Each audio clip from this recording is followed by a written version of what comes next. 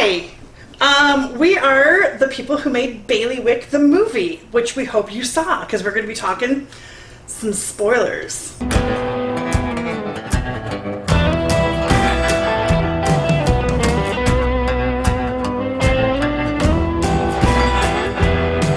Okay, so I guess introduce ourselves. Do you want to go first? You want to go down the line? Yeah, right down the line. Yeah. I'm Rick. I was the cinematographer.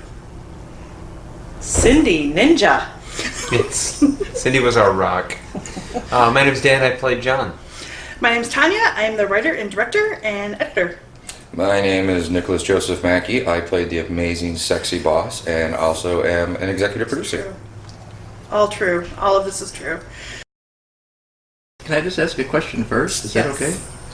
Sure. So, how did you think? How did you? You're asking come up like a with- question. Is that okay? Yeah. All right, I'm ready. How did you come up with the idea for Bailiwick? I mean, what was the kernel of where it came from? I don't have a good answer for this because I don't actually know. Like, I literally don't know. It was like a seed that kind of started growing. I think it was the first thing that I thought about was a magic book and how it could change somebody's life. And strangely enough, like I was looking for an acting teacher, an acting coach. And so Bailiwick, the seed started growing at the same time that I met Dan, or John, my muse.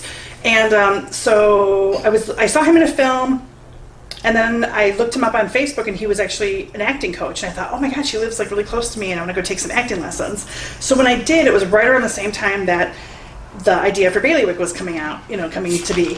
And then I had a couple of lessons, and I don't even know, I always think that's really strange because we weren't friends before, but as soon as I met him, it's kind of like, it literally was like a muse situation because John started growing in my head at the same time, and then I met Dan, I was like, oh, he's gonna be perfect. And then I don't really have a good answer as far as that goes, really, because like I don't know where it came from. I'll tell you that you and I had a conversation in the very, very beginning when we were shooting, and you asked me, is it a horror film? And I said, no.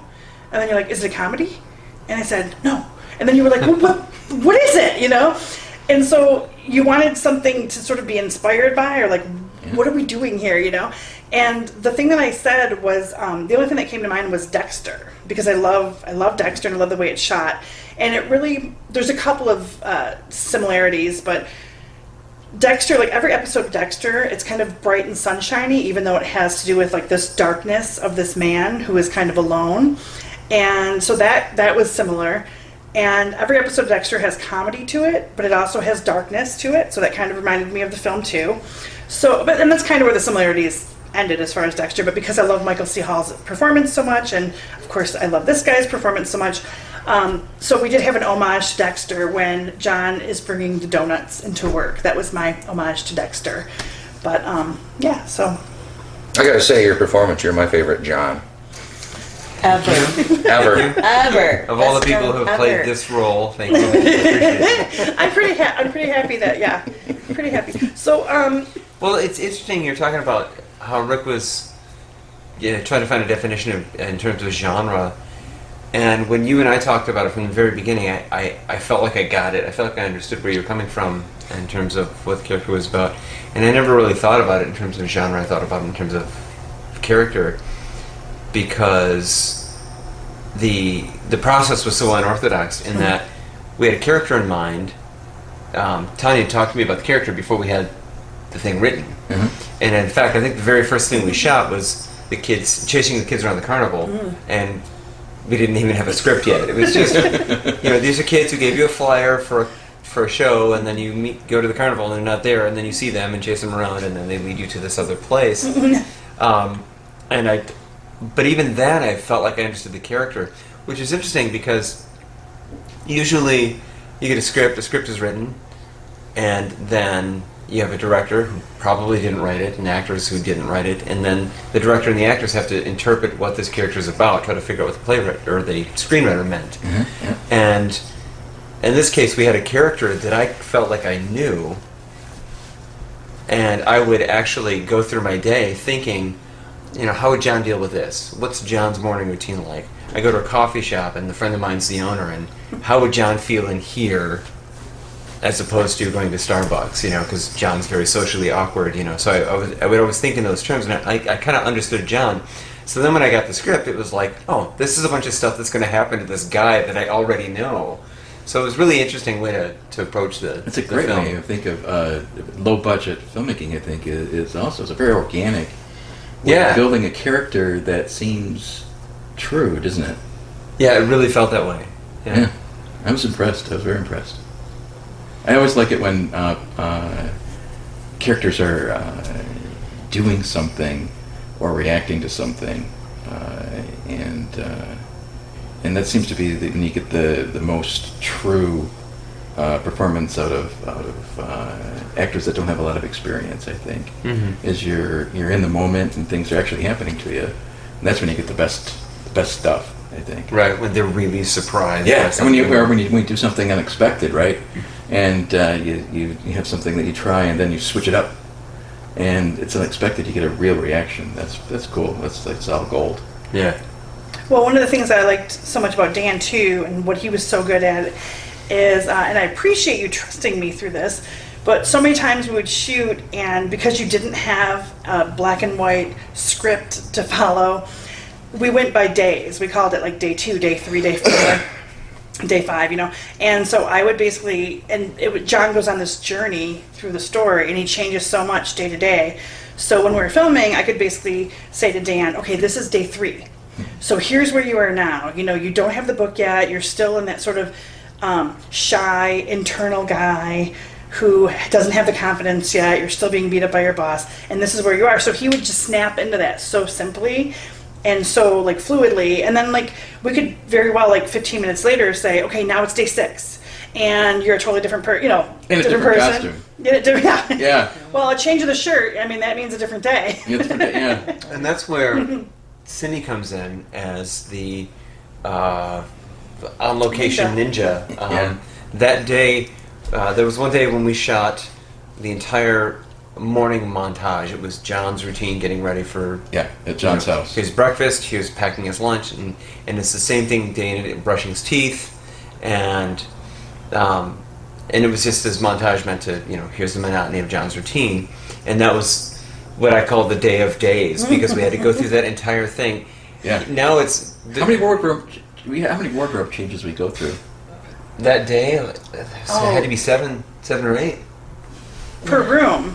So there had to be 50 times you changed your clothes. Oh, right, that right. one day. That's right. Yeah, because we did each room. Because we did every separately. room separately, which is actually because it takes a lot faster. What we're talking about is at John's house. Yeah. We shot all of that. A lovely man, Al Martinez. A little shout out for Al because he let us use his house. Yes. Al, we toast to Al. Let's toast to Al. Al Martinez let us use his house for 15 hours. You'll use that. I think in every film you've ever made. Yes. You've had Al's house Yep. and he's been in about a half a dozen different houses. Yes. So wherever Al lives, That's convenient. There's a story. So the next one will be Right. written around around Al's house, Al's wherever house. he's, and I'm sure I he's think I'm living going to call it somewhere Al's house. Yeah. As a matter of fact, yeah. But Al let us use his house, and when I went over there to scope it out, I saw the red curtains that are on the poster and everything, and I was like, this is so perfect. And it just looked like a single guy lived there. And so we shot over at his house for 15 hours, is what we're talking about here, and we had the day of days, and we started off, we did all of the bedroom scenes. We did all the bedroom scenes first. Not I'm so sorry you interesting missed bedroom that scenes. day. It I'm was sorry. But we did all the bedroom scenes.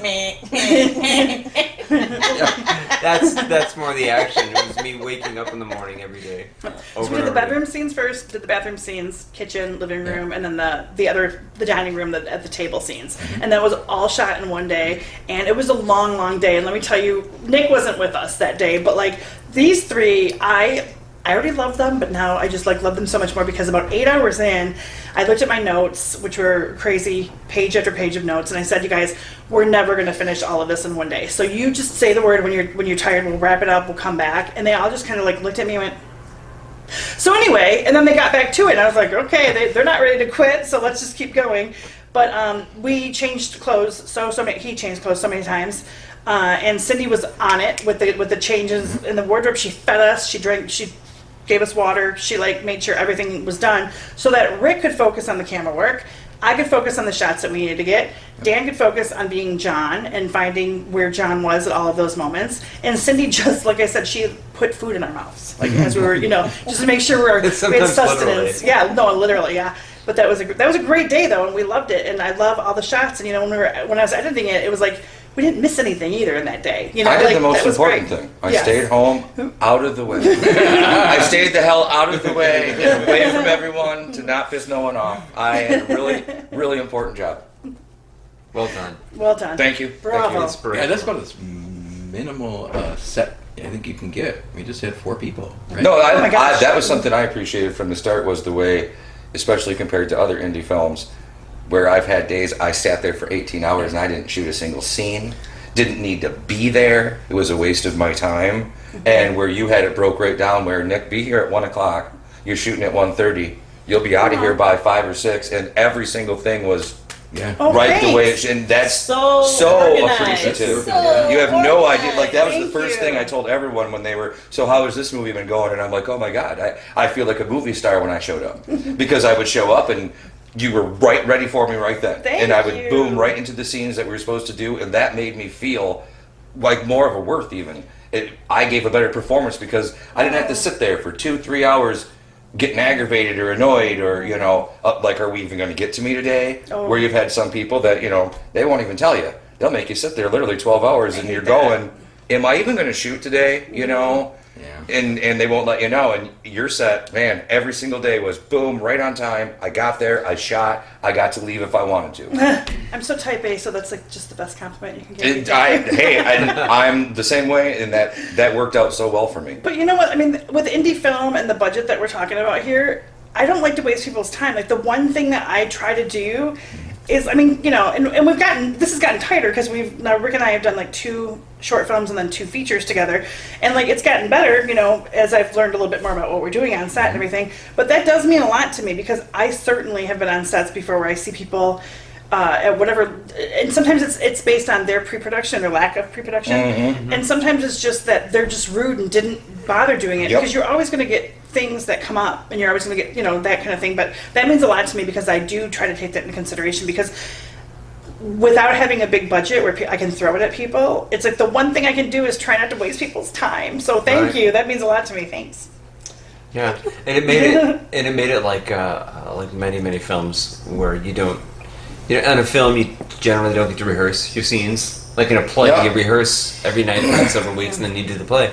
In a film, you meet, maybe run through the lines once, and then your first take is often your rehearsal. Yeah, yes. And sometimes that first take is golden, and I think we had a couple of those as well. And so it was like, met Nick, and then next hour. I think maybe once or twice we might have rehearsed our lines. Right. And that was about it. And then suddenly we're on camera, he's beating me down, because that was pretty much our relationship in the film. And I'm sorry. It was not at all. I'm not sorry. It was You're not beautiful. It was sorry. enjoyable. So, side note, when we've had online communication about the project, Tonia would set up a group Facebook message or whatever to talk about screenings or whatever. Nick always comes on in character as the boss with all this condescending stuff. And It's the funnest character I've ever got to play. just ragging on John. It's just great. It's just so much fun. Well, We probably should clarify that Nick is actually a really nice guy. The nicest, Oh, very nice sweetest guy. guy. thank in the you, world. thank you. And I've also, in almost all my other films, I was killed very quickly. I've been beat down. I've been slapped around. I was more of the John character in every one of them, getting treated like a punk. So this time to get to play like Badass. like this real tough, condescending, arrogant, like a lot of directors I've worked with. It was actually kind of nice to do that. So yeah, when you lasted to the end. so of the I film love before you I love died. that character. So then when we do those group messages, I sit there and I think for a minute and I'm like, all right, yeah, how would Kyle with a K? How would he? Okay. How would he respond to this message?